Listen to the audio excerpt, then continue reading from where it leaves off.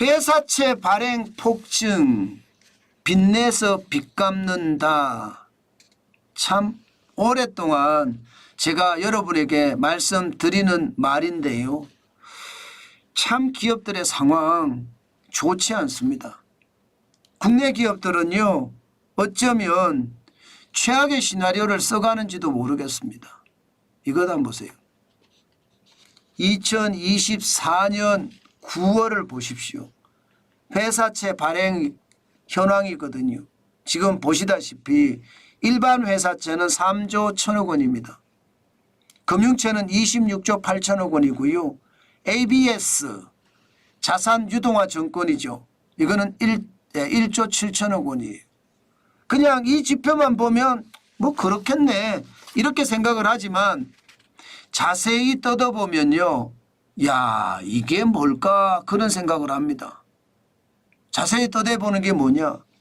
일반 회사채 8월에 1조 4천억 발행했습니다. 그런데 9월에는요 3조 1천억 원을 발행을 했습니다. 이 말이 무슨 말이냐. 여러분 한 달 사이에 지금 119.8%가 늘었다는 이야기잖아요. 회사채라는 게 채권이에요. 채권 발행해서 시장에서 돈을 빌리는 겁니다. 그런데 한 달 사이에 2배가 됐다? 2배가? 아니 3배가 됐다? 2배가 됐다 3배가 됐다 이 말은 여러분 굉장한 충격적인 일이라고 생각을 하거든요. 3배까지는 아니지만 119.8%니까 정확히 2.2배가 늘은 거죠. 이것은 여러분 우리 기업들의 상황이 좋지 않다는 뜻입니다. 더 심각한 것은요. 회사채를 발행할 정도면 기업의 신용도가 좋다는 이야기잖아요. 신용도가 좋은 기업들만 회사채 발행할 수 있습니다. 신용도가 낮은 기업은 회사채 발행조차도 못합니다. 그렇게 생각을 하면 신용도가 좋은 회사들이 빚을 갚기 위해서 채권을 계속 발행한다는 이야기니까 우리 기업들의 상황이 얼마나 어려운지 확실하게 나타내주는 지표라고 이야기할 수 있습니다. 게다가 3조 1천억 원 말입니다. 이 발행액 가운데요. 실제 운영자금으로 쓰는 금액은요. 여러분 9%밖에 안 됩니다. 9%. 나머지 91%는요. 차환 용도입니다. 차환이라는 게 기존에 발행했던 회사채 대신에 만기가 되니까 다른 회사채를 발행을 해서 그 만기를 갚는다는 뜻이잖아요. 다시 말해서 채권은 빚인데 만기가 됐으니 새로운 채권을 발행해서 돈을 확보한 다음에 만기한 채권을 갚아준다는 거니까 빚내서 빚을 갖고 있다 이런 뜻입니다. 야, 저는 여러분 이게 지금의 상황에서는 굉장히 어렵다고 봅니다. 물론 말입니다. 회사채 발행이 뭐 2024년 1월에는 10조까지도 일어나요. 2월에는 8조 9천억 원. 이게 연초는 그렇게 발행을 하거든. 연초는요. 이게 연말로 가면 쭉 줄어듭니다. 실질적으로도 보면 3월에 4조 6천억 원, 4월에 4조 3천억 원 계속 줍니다. 6월에 3조 6천억 원. 그리고 8월에 1조 4천억 원, 9월, 10월, 11월, 12월 가면 계속 회사채 발행은 줄어요. 이게 일반적이거든요. 그런데 늘어나잖아요. 늘어나도 너무 많이 늘어나잖아요. 그래서 시장에서는 야 이게 기업이 진짜 어렵구나 이렇게 이야기합니다. 물론 금융채 발행도 지금 16조 8천억 원에서 26조 8천억 원이 되니까 좀 걱정이 된다 이런 이야기는 합니다. 여기에 자산유동화 증권이라고 하는 ABS 기업들이 가지고 있는 자산 뭐 건물이든 이것을 유동화 시켜서 채권으로 발행을 한다는 건데 이것도 자꾸 늘잖아요.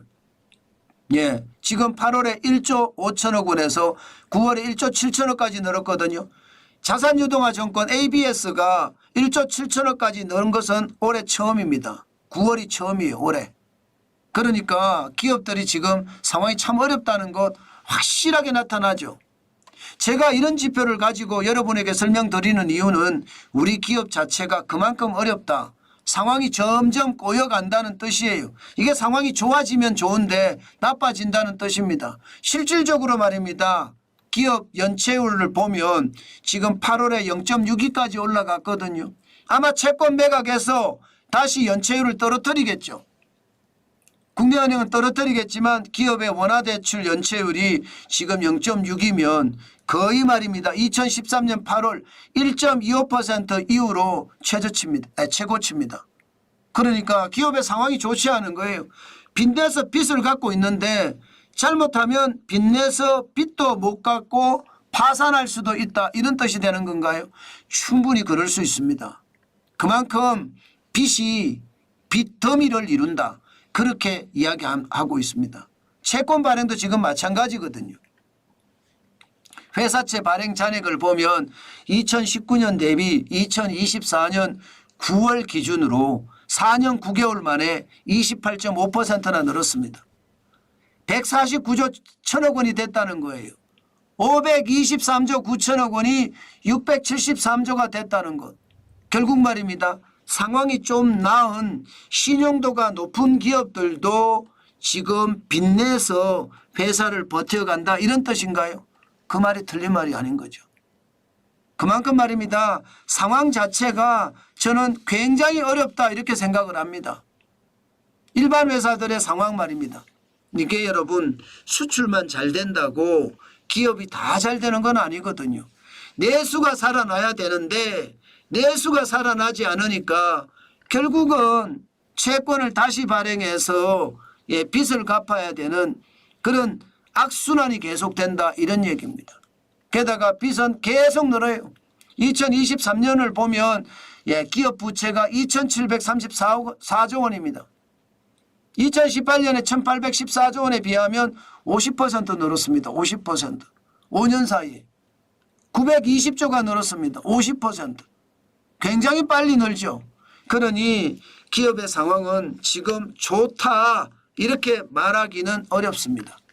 앞으로도 기업의 상황은 점점 나빠질 겁니다. 왜 나빠지냐고요? 돈을 안 쓰니까. 여러분들 돈 쓰세요? 저도 최소한의 돈 외에는 안 씁니다. 계속 현금을 모아가려고 들지 지금은 돈 쓰는 게 나쁘다, 그렇게 생각을 하거든요. 그렇기 때문에 여러분, 기업들은 앞으로도 더 나빠진다는 거예요. 이게 나빠지면 나빠질수록 최악의 상황이 연출되는 것, 어쩌면 여러분 당연하다, 저는 그렇게 생각합니다. 때문에 여러분, 제가 요즘 같을 때 투자보다는 관망하는 게 낫다.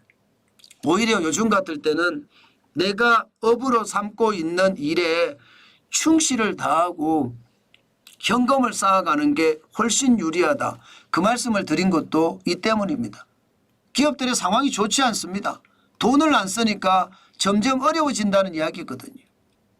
그만큼 여러분, 상황은 역시 내수가 꼬꾸라지니까 기업들이 어려워지는 그런 상황으로 발전되고 있다, 이런 생각을 해봅니다.